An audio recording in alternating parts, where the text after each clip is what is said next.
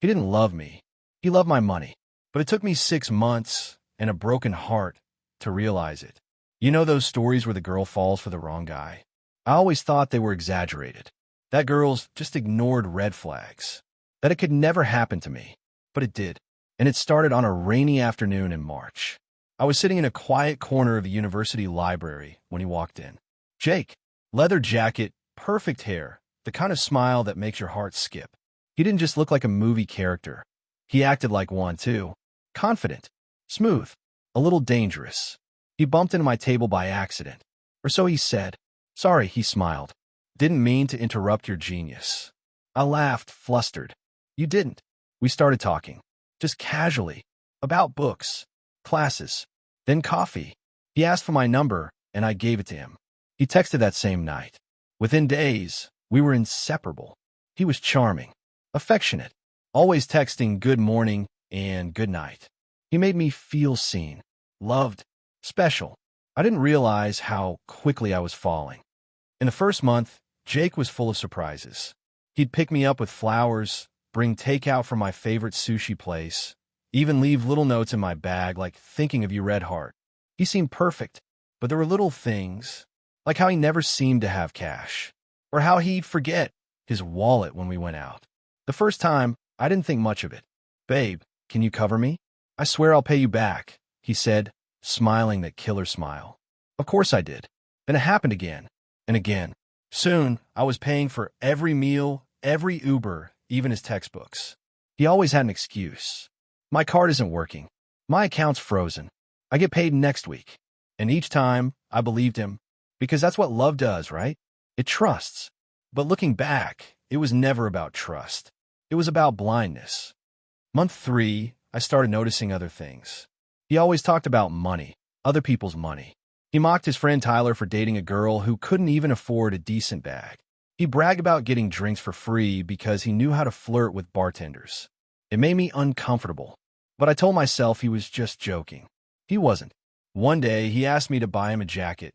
Not just any jacket, but a $300 designer one. It'll make me look good for job interviews, he said. I hesitated. He pouted. Come on, babe. Don't you want me to succeed? I bought it. It was during our 6-month anniversary dinner when the illusion cracked. We were at the most expensive restaurant in town. He'd insisted on it, said he had something special planned. I thought maybe he was going to tell me he loved me, or maybe, just maybe, propose something more. But halfway through dessert, he got a phone call. I'll be right back, he said, kissing my cheek. He stepped outside. I waited and waited. 10 minutes. 15. I started to feel sick, so I followed him. And what I heard next shattered my heart. He was standing outside the restaurant, phone pressed to his ear, laughing. No, man, she's still inside. Yeah, the rich one. My blood went cold. She just dropped $300 on this place. Can you believe it? A pause. Then he laughed again. Yeah, I'll stick around a bit longer. Why not? She's got money. I can live with the rest. I felt like I'd been punched. Every moment. Every kiss. Every good morning text. A lie. I turned and walked back inside. Numb. Shaking. I paid the bill, left a tip, and walked out before he could return. He texted later. Asterisk. Where'd you go? Asterisk. I didn't answer. Not that night. Not ever again. But that wasn't the end. That was just the beginning. Because the next day, he showed up at my apartment. With flowers. With tears.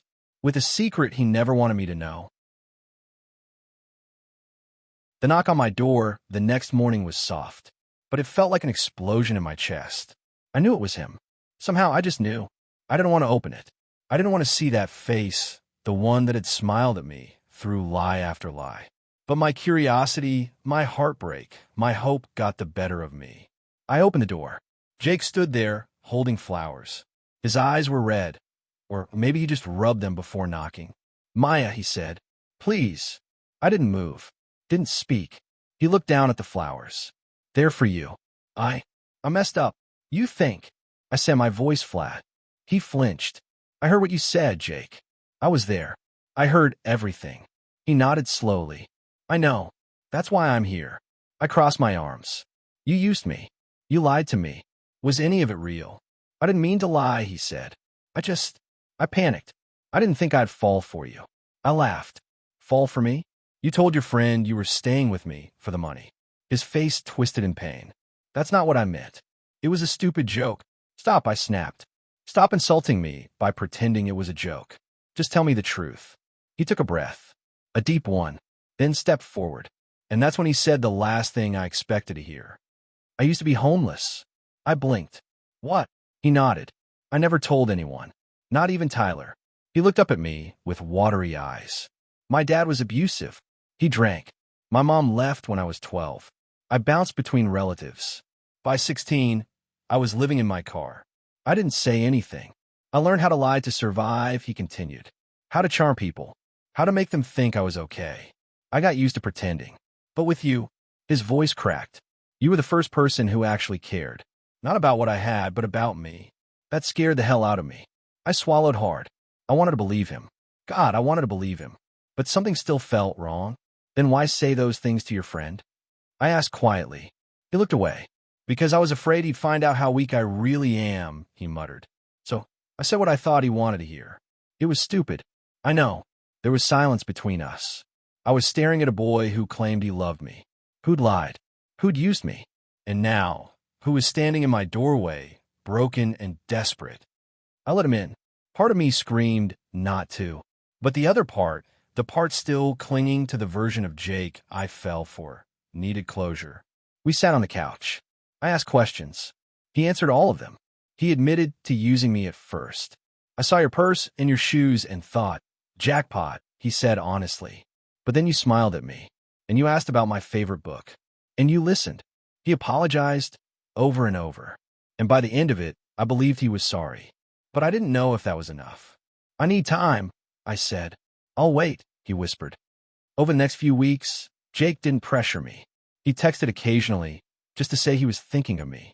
He sent memes, jokes, voice notes reading poems he'd written, stuff I didn't even know he liked. I kept my distance, but my heart, it was still torn. My friends told me I was being naive. That once a liar, always a liar. But trauma does strange things to people, and I'd always believed people could change. So, after a month of silence, I agreed to meet him. We met at a quiet park on a Sunday afternoon. He brought coffee. Remember my order. We sat on a bench and talked like two people trying to rebuild a house with broken bricks.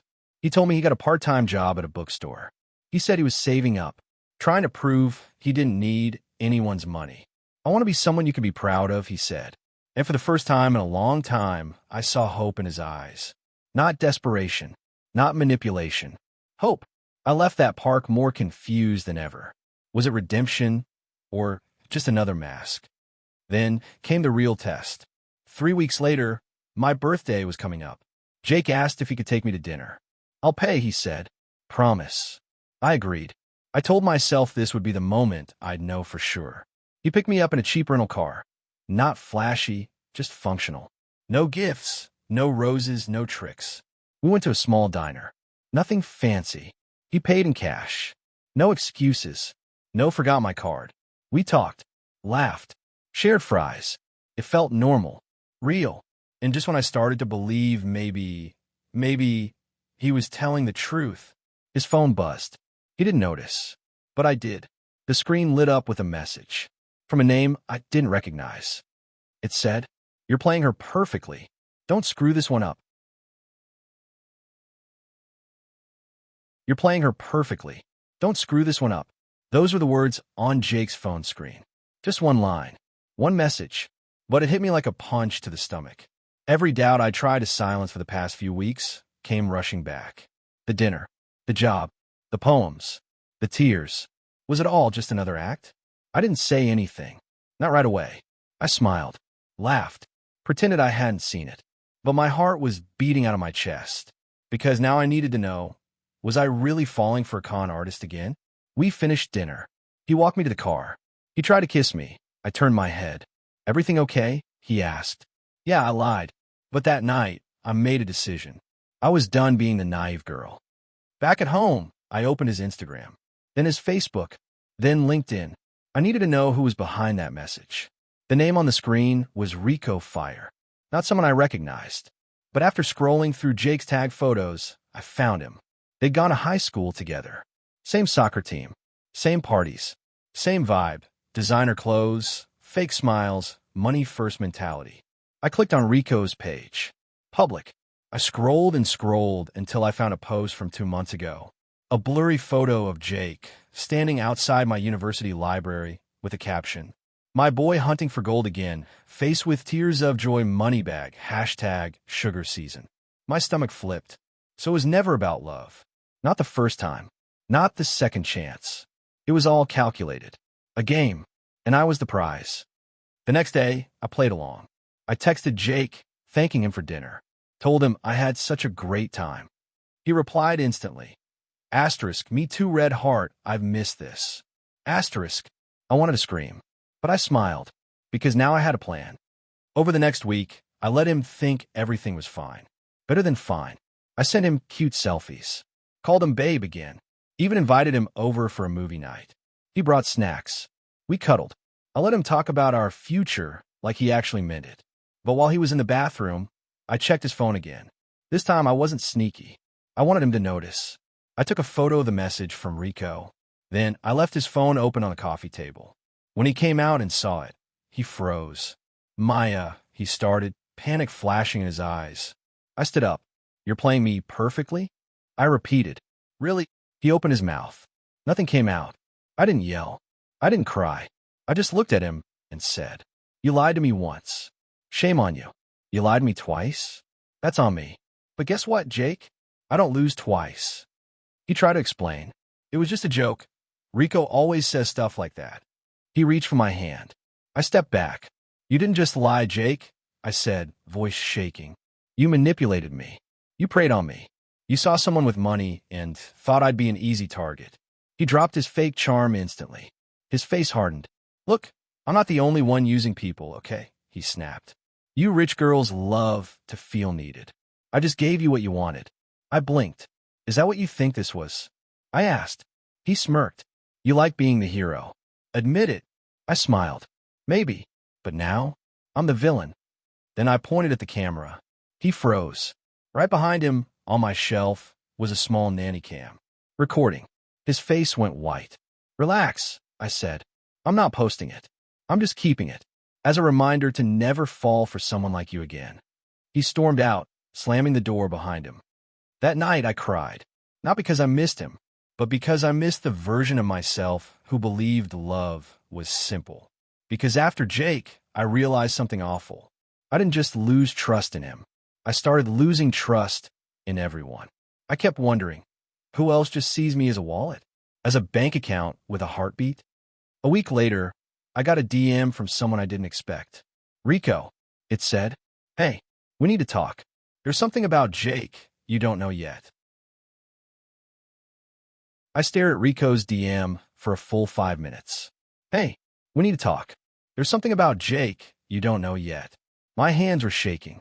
Why would Rico message me? After everything? Was this another trap? Some twisted mind game they were playing? Or was he trying to come clean? I took a breath. Then I typed back. What do you want? The reply came instantly. Meet me. Tomorrow. 5 p.m. Coffee and Bloom. It's about Jake. And it's serious. I didn't sleep that night. What could Rico possibly know that I hadn't already uncovered? Jake had used me, manipulated me, and laughed about it with his toxic little crew. What could be worse than that? But deep down, I was scared, because I'd already fallen for Jake's lies twice. If Rico had more truth, would I survive hearing it? The next day, I arrived early. I picked the corner booth. Back to the wall. Full view of the entrance. If this was a setup, I wanted to be ready. At 5:04 p.m., Rico walked in. He didn't look cocky like in his photos. He looked nervous, unshaven, hoodie pulled low over his cap, like someone trying not to be recognized. He spotted me, walked over, sat down. We stared at each other in silence for a second. Then he said, I think Jake's in serious trouble. I narrowed my eyes. Define trouble. Rico sighed. He's not just scamming you, he said. He's scamming a lot of people. Girls. Older women. Even Professor, I think. But lately, he's been messing with the wrong crowd. I didn't say anything. He owes people money, Rico went on. Real people. Not college kids. Guys who don't forgive. I tried to warn him, but he just laughed. Said he could charm his way out of anything. I looked away. He's spiraling, Rico said. And if I know Jake, when he feels cornered, he takes everyone down with him. I crossed my arms. So why are you telling me this? Rico looked genuinely uncomfortable. Because I thought it was funny at first, he admitted. Jake conning girls. Bragging about it. We used to joke about who could get more rich targets. It was a game. He looked up at me, ashamed. But then I saw that video you took. Someone leaked it on a private Discord. My eyes widened. What? I don't know how, but it's out there, he said. Just a short clip, the part where you confront him. It's being passed around like a meme. People are laughing, but also talking. I felt sick. Jake's freaking out, Rico said. And when Jake freaks out, he blames everyone but himself. He's saying you ruined his life, that you owe him. I leaned in, heart pounding. Why are you really here, Rico? He took a breath, then said the words that chill me to my bones. Because he's planning something, and you're in danger. I froze. What do you mean, danger? He's not thinking straight, Rico said. He's angry, embarrassed, desperate. He thinks if he can't win, nobody else should either. He's been talking about payback. Payback how? Rico glanced around, then lowered his voice. He said he still has stuff of yours. Personal stuff. Pictures. Messages. Stuff you sent when you were together. My blood turned to ice. He said if you keep playing hero, he'll make sir. Rico's words kept echoing in my head. Jake said he still has stuff of yours. And if you keep going, he'll ruin you. It was the final piece of a twisted puzzle. Jake hadn't just used me for money. He hadn't just lied. He was now threatening to expose me. With private things I trusted him with. Photos. Screenshots. Messages. I'd sent them when I was in love. When I thought he cared. When I believed he was someone safe. Now, those moments were weapons. I left the coffee shop shaking, cold despite the heat outside. I felt like the ground under me wasn't real anymore. Like any second it could give way. I should have gone to the police. I should have blocked him on everything. But instead, I went home and made a plan because Jake thought he could control me with fear. But this time, I was done being afraid. That night, I stayed up scrolling through every old conversation I had with Jake. I backed up everything. Every text. Every voice note. Every photo I had sent. I needed my own copies in case he tried to twist the truth. I messaged my friend Ella, a law student who never played around when it came to threats. When I told her what Jake said, she didn't hesitate. That's blackmail, she said. Even threatening to release private content is a crime. If he does it, you go straight to the police. No hesitation. But I didn't want to wait until after he did it. I wanted to stop him before the damage was done. The next morning, I got an anonymous email. No text. No subject line. Just a single attachment. I knew what it was before I even clicked. It was one of the photos I had sent Jake months ago. Private. Intimate. Never meant to leave his phone. Now it was sitting in my inbox. A warning. A threat. My hand shook. My throat closed. There was no doubt now. Jake was trying to control me. But instead of deleting it, I saved it. Because this was evidence. And Jake had just made a mistake. I called Rico. I didn't want to. I hated trusting anyone connected to Jake. But he picked up on the second ring. He sent me a photo. I said, one of those photos. Rico went silent. That idiot, he finally muttered. He's gone too far. I didn't care about Rico's guilt. You said he's at a motel. Where? Rico hesitated. You sure you want to go down this road? I'm not going to confront him, I said. I'm going to end this. He gave me the address. A sketchy roadside motel just outside the city. The kind with flickering signs and too many secrets behind its doors. I got in my car and drove straight there. I didn't knock on Jake's door. I didn't give him time to twist the truth, cry fake tears, or come up with a new lie. Instead, I walked straight into the lobby and asked the manager for room number 12. He's expecting me, I lied, flashing a smile. She gave me the key. I walked across the cracked pavement, heart pounding in my ears. I wasn't sure what I would say. I didn't even know if I could look at him. But as I slid the key into the door, I knew I wasn't scared of him anymore. The door creaked open. Jake was on the bed, phone in hand, shirtless, scrolling. When he saw me, he jumped. Maya, what are you? I held up my phone. You sent me a photo, I said, voice ice cold. That was your final mistake. His expression shifted from surprise to guilt to rage. You don't get to play victim, he snapped. You led me on. You humiliated me. I stepped forward. You lied. You used me. You stole from me. And now, you threaten me. He scoffed. I didn't threaten. Shut up, I said. It's over, Jake. I've already spoken to a lawyer. That email you sent?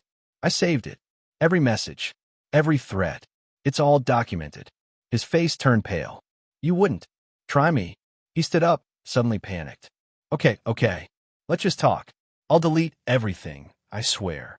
I'm not here for apologies. I'm not here to beg you for respect. I'm here to tell you that if anything of mine leaks online, even 1 pixel, I will end you. He opened his mouth, but I didn't let him speak. You think you're smart. You think you're charming.